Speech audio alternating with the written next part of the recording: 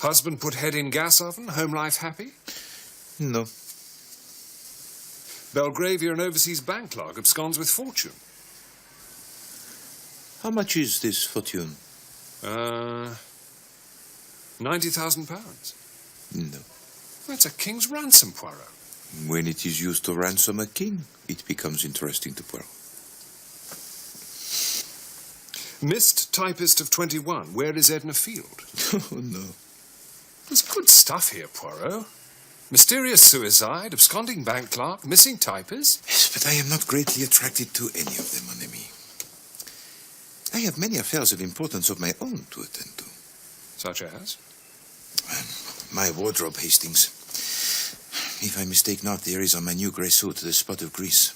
You have noticed it, perhaps? No. No? Well, it's only the one spot, you understand, but it is sufficient to trouble me.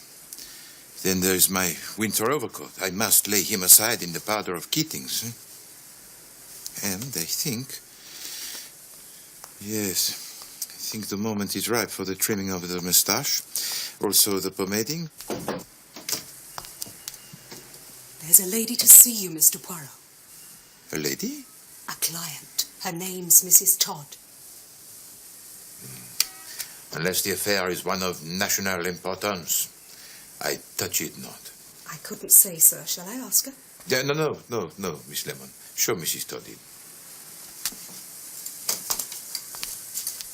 We shall judge for ourselves, Hastings? Oh, yes. Mrs. Todd. Doesn't sound as if she's nationally important. Mind you, I knew a Mrs. Jones once who was master of hounds with the Mid-Rutland. Yes. No, that's all. Funny woman. Mrs. Todd, sir. Thank you. Oh, are you Mr. Poirot? I am Hercule Poirot? Yes, madam. Oh, you're not a bit how I thought you'd be. Did you pay for that bit in the paper saying what a clever detective you were, or did they put it in themselves? Madame. Oh, I'm sorry, I'm sure. But you know what newspapers are like nowadays. Nothing but puff. But no offence taken, I hope. I'll tell you what I want you to do for me. I want you to find my cook. I fear you are making a mistake, madame. Hercule Poirot is a private detective. I know that.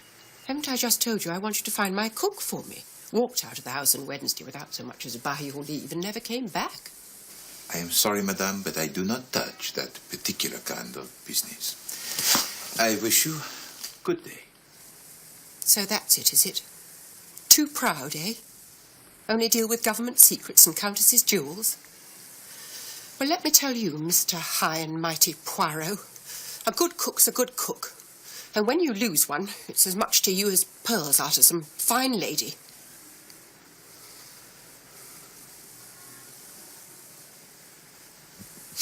Madame, you are in the right and I am in the wrong. Your remarks are just and intelligent. This case will be a novelty, Hastings. Never before have we hunted a missing domestique. Truly, here is the problem of national importance. Wonderful. Where do you reside, Mrs. Todd? 88 Prince Albert Road, Clapham.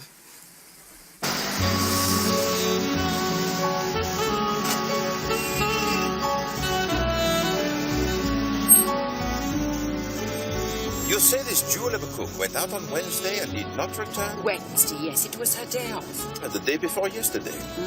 Has it occurred to you, madame, that she might have met with some accident?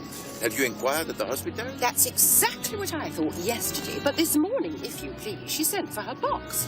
What box? Her box. Her trunk. Luggage. Oh, I see. Will you describe her to me, madame?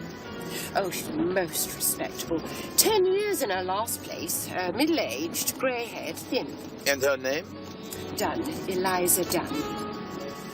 Mrs. Clapham, there's the common.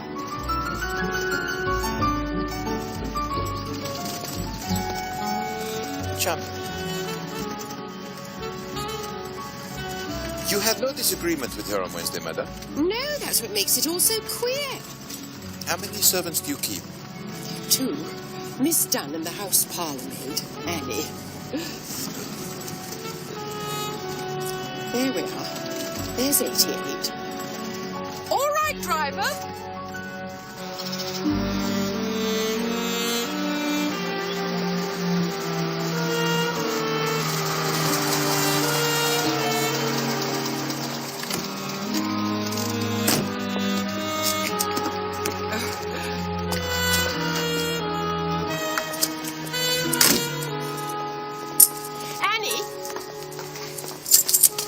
Hastings, my friend, promise me one thing.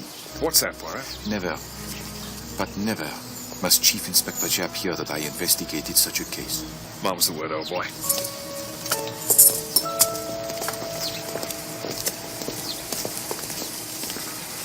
Now, Annie, this gentleman's a detective. He wants to ask you a few questions.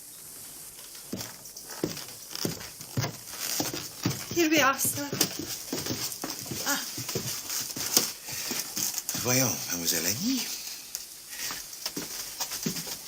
Sit yourself. Thank you, sir. All that you shall tell us will be of the greatest importance, Annie. You alone can shed any light on the case. Without you, I can do nothing. Oh, sir, I'm sure I'll tell you anything I can, sir. That is good. Now, first of all, what is your own idea? You are a girl of remarkable intelligence that can be seen at once. But this is a queer thing, eh? What is your own explanation of Eliza's disappearance? White slavers, sir. Ah. I've said so all along, sir.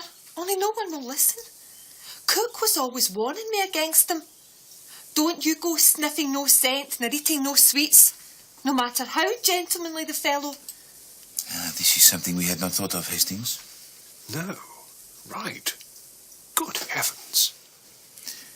But would she have sent for her trunk? Beg pardon, sir? Miss Dunn sent for her trunk, I believe. Now, if she had truly been taken by these white slavers, would she have sent for her luggage? Well, I don't know, sir. She'd want her things, wouldn't she? Even in foreign parts, she'd want her things. Who came for her trunk, Annie? The carrier, sir. The men from Carter Patterson. And did you pack it for her? No, sir. It was already packed and corded. That is interesting. That shows that when she left the house on Wednesday, already she determined not to return. You see that, do you not? Oh, I'd never thought of that. No. Tell me now, Annie. What was the very last thing Eliza said to you before she went out? She said, if there's any stewed peaches left over from the dining room, we'll have them for supper. And a bit of bacon and fried potatoes. Mad over stewed peaches, she was. I shouldn't wonder if that wasn't the way they got her. Got her. The white slavers. Ah, the stewed peaches. Quite. Thank you very much, Annie. You have been most helpful.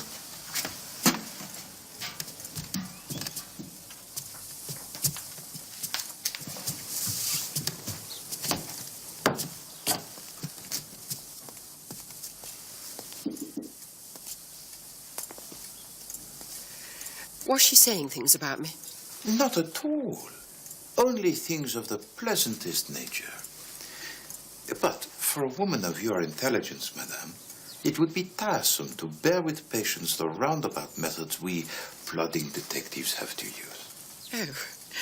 Oh, I see. Well, I wouldn't say there was all that much difference between us, Mr. Poirot. Mind you, I was always very good at general knowledge at school. There. And your husband, too, I'm sure, is the intellectual, yes?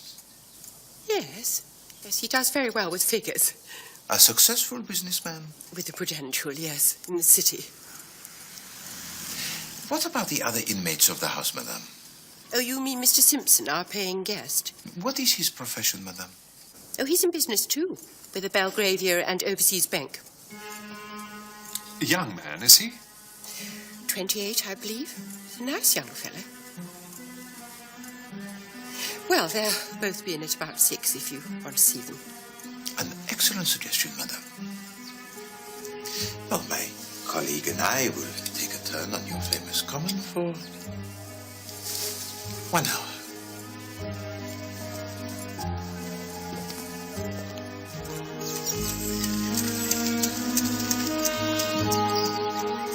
It's a curious coincidence that the paying guest Simpson works in the same bank as the absconding clerk. They must have known each other. Perhaps. Or possibly Davis visited Simpson, fell in love with the cook, and he persuaded her to accompany him on his flight. Come, Hastings. Let us go back to the Prudential, Monsieur Todd.